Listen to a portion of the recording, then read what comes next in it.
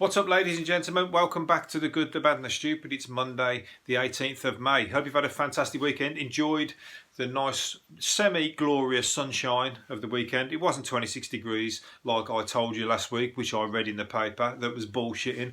It wasn't 26 degrees. It was mildly sunny and very breezy. Very windy, should I say.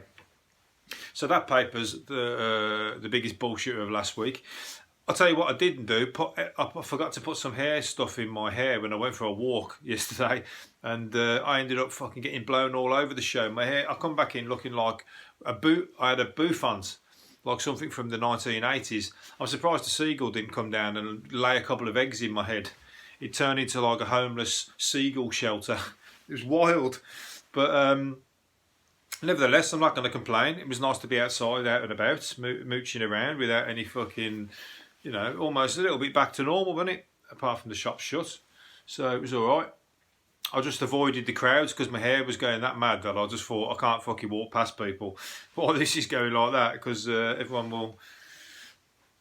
You get embarrassed, don't you? You get embarrassed. I thought I'd turn into a vain man for a moment. I'm using the wrong stuff anyway on my hair now because I've run out of... sorry, my hair's grown long, so the short hair stuff I'm using, don't fucking cut it with long hair, so I'm going to get some Brill cream or something. But yeah, you know, unless I get a backdoor barber around, because the hairdressers aren't opening for a while, are they? So I'm going to have to sort of... I don't mind it as long as I fucking, you know, put stuff on before I go out. But, you know, men are getting just as vain with their hair now. I mean, men have always been vain with their hair as well anyway. Look at even down back to the punks, how vain they were to get their fucking hair so precision solid into some styles that the punks had. They must have took hours to do it. They must have spent hours perfecting them points on the or spikes that they had. They were dangerous, though, their spikes were. That's almost like a fucking lethal weapon when you walk into a club. And then probably that pissed off from styling their hair for hours. By the time they get in the concert, all they want to do is fucking kick someone in the face. That's where the aggro come from in the punk scene. Or just fucking headbutt them and stab one of them spikes into somebody's face. Perfect. I mean, perfect for if you know, for as an extra security for yourself, or what's the word? Self defense is the word I was going to say. But anyway. Yeah, maybe I should turn my hair into one of those hairstyles just for the laugh for the rest of the lockdown. Anyway, but women, that's why women as well getting touchy, because women in their hair, women spend thousands of pounds. Don't you, ladies, spend thousands of pounds on your hair? You'll sit in a chair for hours to get that fucking hairstyle just right, with all the right colourings and that. Spend £80-90 and sit staring at themselves in the hairdressers. And come out looking amazing, but you can't do that during lockdown. Everyone's having to do the council estate way and dye your own hair and come out with like fucking all shades of tobacco yellow. You know, that tobacco yellow that off. You try and get the colour right, and it just turns like into that weird yellow that looks like you've smoked about 100 fags. So yeah, that ain't ideal. But well, that was back when I was younger, so I imagine the colours have moved on a bit since then. Or your hair just snaps off because you've used too much colour and just destroyed your hair and fucking split ends everywhere. It's crazy. We're in a world of pain with these hairstyles, but it's soon to end. The end is near, or the end is nigh, should I say. We'll soon be out and about. Then you won't be able to get an appointment. You won't be able to get in, so you still end up having to cut your own hair. I bet I might even fucking have a go at cutting my own hair, cutting a few bits off. You know, it's not going to make no fucking difference. As long as it's on the ends, by the time you come to the hairdressers, you can just cut all your mistakes off, can't you?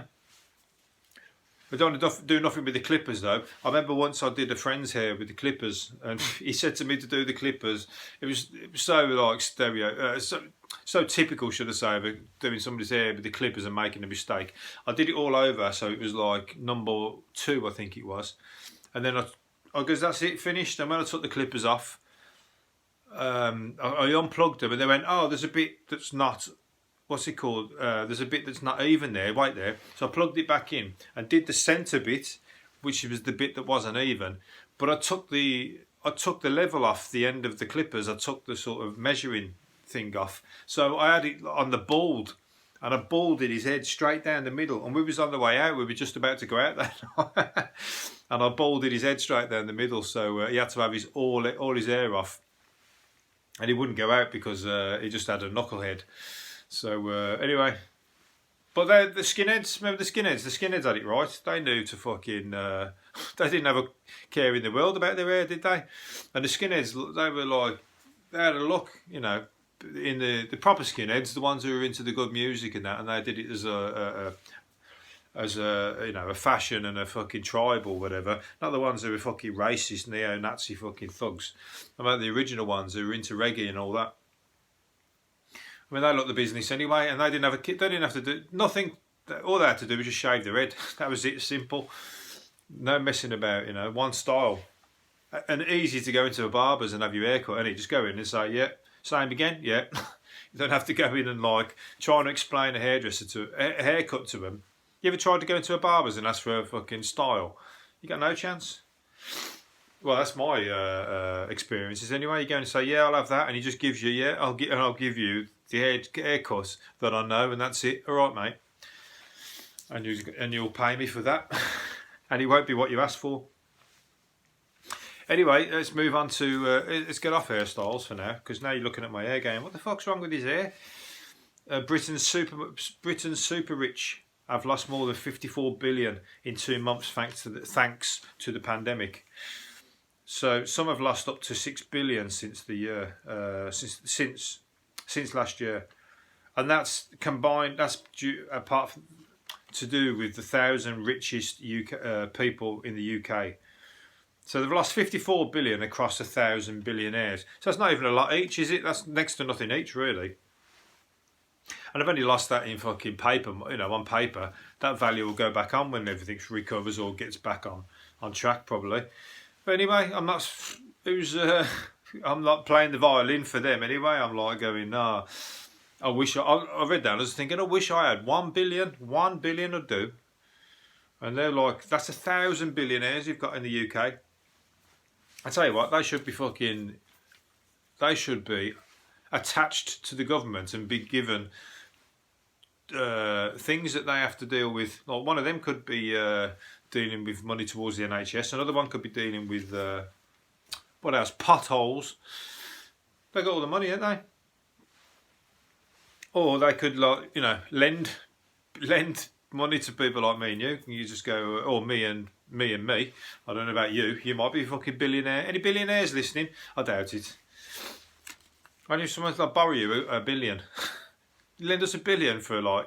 If someone borrowed you a billion, it wouldn't take you a week to earn a good fucking bit of interest off that. Give it them back then, and you live off the interest for the rest of your life. That's how much money £1 billion is.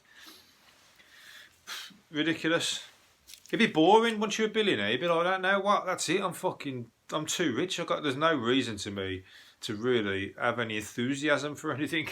I ain't knocking it. I'd fucking really enjoy it, but surely, like, you know, you've reached your peak. Billionaires, a millionaire, that'll do for now. 1,000-aire, that'll do for now. A couple of thousand, please, over the last fucking. Where people are losing money off their billions fortune, I'm losing money off my fucking my ration based fortune that I've got, which is very, very, very, very, very close to the red. I'm like on an empty fuel tank. I fluctuate just on that bit, just above the red, in and out of the red, in and out, in and out, in and out, just like that. And one day the big one's going to come in. All the zeros. How many zeros in a billion? 8. Just need that one at the beginning. I've sold you. I've got all the zeros. Just need the one at the beginning. That's it. We're good.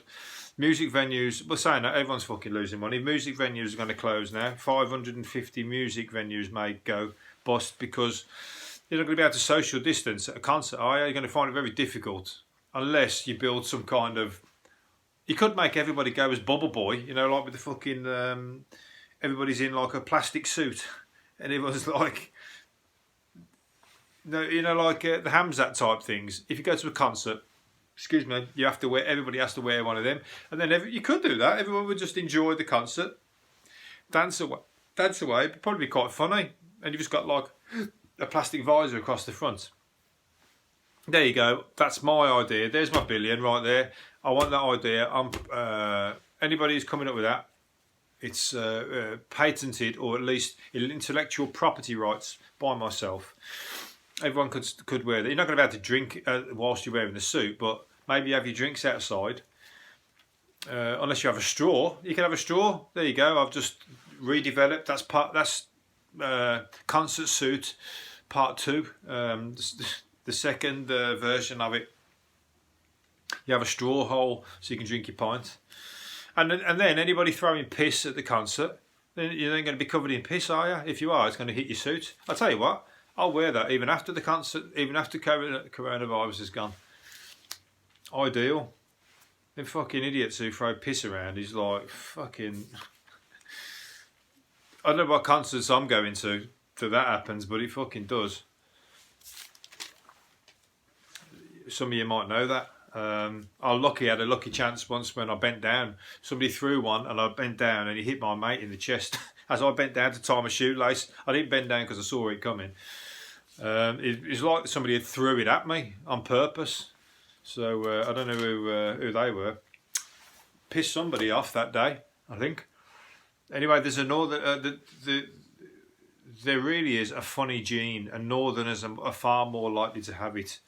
So Northerners are more likely to be funny than people from the South. I'm in the Midlands. I'm in the middle. So I'm funny and I'm miserable. I'm both. The Southerners are miserable.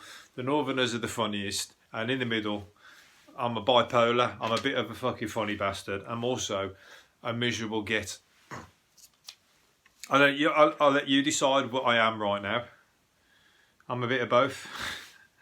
Or take my funny in the I'll take my comedy out of the negative situations. But yeah, Ken Dodd's from up north. Peter Kay. Who else? That's it. Well, there's loads of funny Southerners as well. That's bullshit, really. But I think sense of humour comes out of being up north because it's grim up north, and humour comes from the dark times, doesn't it? A lot of the time, you have to make fun of shit situations. Council estates are the funniest fucking places going. You wouldn't get funnier people than on the council estate. Can you put the two together? Look at the council estate, all people, all off the red, all fucking, all walks of life, all things going wrong, left, right and centre. And then you've got an aristocrat situational gathering, like where the extremely posh, and they have their sort of lives and their connection of people. Who the fuck are going to be the funniest out of them two? It ain't going to be the aristocrats, I tell you that now. In fact, if I was in that circle for a fucking day, I'd probably be yawning my head off. I'd become a miserable bastard on the back of having to listen to all that. So there you go, case in point. And up north, where from the olden days anyway, where it was like a lot grimmer and people had to work hard, the mining towns and all that kind of stuff, the humour's fucking 10 times better. So money don't make you funny, and money don't make you funny, but money also doesn't fucking make you an interesting person, should I say. All them people with all the money, keep it. No, give us the money, you keep yourselves. Just chuck some money over to us in the council estates. We'll know what to do, we'll blow it, and then go back to being normal and have no money again, and that's the funniest place to be. Even comics have it, don't they? When comics make it and they make it and they make loads of money, all of a sudden they've got nothing really to talk about. They've run out of like the funny stories and funny humour because they've become middle class and they've become like they've got money, and now the humour is around things in their things happening in their garage or in their oversized houses or walking the dog and shit like that. It becomes a little bit watered down, doesn't it? So yeah. But that's life. It's better to have the money and a nice life. You've done your comedy, you can move on to other things, can't you? Better off just to fucking carry on. Just keep living like you're living. Stay in the. any rich people that stay living on the council estate, imagine that. You probably couldn't, because you'd end up fucking getting your house broken into on a daily basis, or fucking mugged in the street by all your mates. Even your mates would turn on you going, you can't have all that money and we have fuck all. That ain't right. They come round and nick your bank cards and all that stuff and go on a spending spree. What was I going to say? Outdoor pubs are going to be open soon. Anyway, they're saying that they're going to turn them into outdoor places, outdoor stalls. They're saying that. There was a pub open the other day down there. They were doing exactly that Saturday, and everyone was buying the booze and everything. So you can't really you can't police it when everybody's out and about, and all the bars do the same thing. They've got to make some money somehow. They just turn it into like. Because I think you're allowed to do then. The shops are allowed to sell coffee and everyone's allowed to sell things outside of their premises. So they're doing that already. So it's all right in the sunshine, as long as you get a load of outdoor seating. And everybody can sit outside and get, attacked by the deadly seagulls on the beaches. That is, when outside drinking in the sun. That's all right. As long as you can social distance, if that's a thing still, probably won't even be. They're saying that the virus might burn itself out, so that'd be all right. Imagine that if it just disappeared. One day it's just disappeared, nobody's got it at all. Could go that way, hopefully. And everything just goes straight back to normal. And everyone's like, what the fuck was all that? That was like a blip in time. And hopefully everything don't go back to business as usual, and everyone can carry on working from home, and everyone can carry on with this kind of different way of life. The good side of it, there's been some good to come out of it. Some people might have changed their business. A lot of people with shops, although that'll happen, people with shops, a lot of people will say, oh fuck it, I can't be bothered to work in a shop no more. I've been selling all my stuff online, it's been working out quite well, so I don't need the shop and all that overheads. So everyone will just go, I've changed it. I'm selling shit online now. Everyone's going online. Some people like that. Fuck it, I don't even want to go out. I love staying at home in the house. Fuck the 9 to 5 having to get on the bus, go to work, or get on the trains and spend an hour and a half commute up to London and back on a cramped train. Remember that? I'm saying remember that, and it was only 3 months ago, but cramped. I've been on them trains and you can't even get a seat. You pay like through the nose and you get cramped onto the fucking chairs. I'm just sit on the floor and all that bullshit. Hopefully that's a thing of the past. Where's it going? Southern softies. We talk about the northerners are the funniest. Southern softies are the most scared of spiders. 32% of the southeast were petrified of the creepy crawlies. That's. How can they decide where you could? How can they work that out? That's fucking bullshit. I know loads of people in Birmingham are scared of spiders. They're that scared of spiders, they fucking nearly give you a heart attack when they scream at seeing a spider. Or you spill a hot cup of coffee all over yourself because they fucking jumped off the sofa or something crazy like that. You might not be scared of spider, but you might get the injury on the back of it.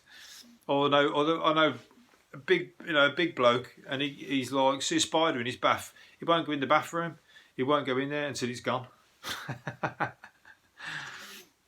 You can't remember that you used to try and flush them down the sinkhole with the fucking shower head. Now they're getting big now. They run up the shower head and run up your arm into your ear and fucking start chewing on your brain because they're like a COVID spider. They've morphed. Because they must get the virus, isn't it, as well, aren't they? Do insects get ill? Do insects have colds and virus? Insects get colds and flus. Imagine that, even a fucking spider sneeze. Could happen. John Cleese reckons he could have been bigger if he'd kept his real name, Cheese, John Cheese. Did you know that? There's a good, interesting fact for you. John Cleese, real name, John Cheese. It's a funny name, isn't it? He should have, but I don't think it made no difference. He would have made what's he called? Monty Python. And even that's a funny name, Monty Python. That's a great name.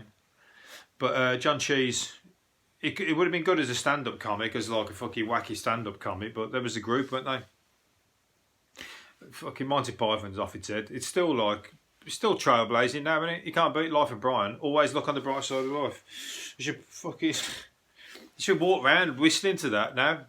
You know, because in this again in dark times, always look on the bright side of life. Britain's love of curry is India's revenge for colonisation, one of the world's leading food writers says. Britain colonised us and we hated that. Now we've colonised them with our food. Curry is number one in England.